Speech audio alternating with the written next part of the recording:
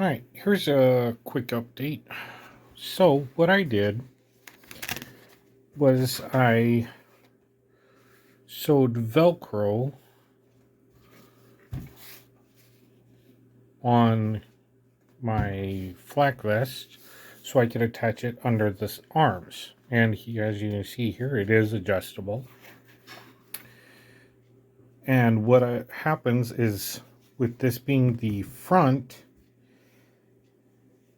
the back it folds under the back. If you understand what I'm saying.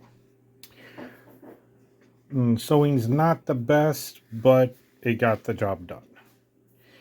And the Velcro I had was sticky back. So I just laid it on here and then sewed the edge.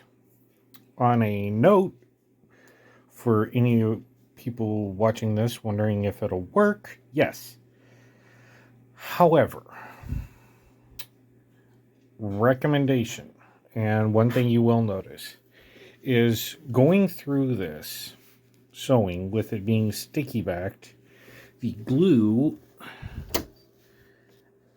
attaches, you can see here, to the needle, and fabric threads get attached to it.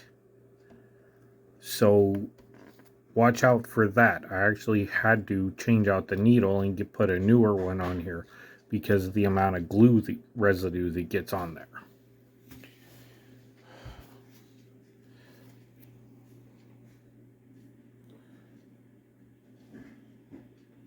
But there we go. I did this on both sides here, as you can see here. Alright, so as you can see, here's the front, here's the back piece, and the easiest way I have found to attach this is going from the bottom up. It's not perfect on that side. And then pulling it to the other side and repeating the process. And it gives a nice, solid, flat look. And you can see under here, it's very flexible. And it kind of has a wrinkle in it because of the way it is.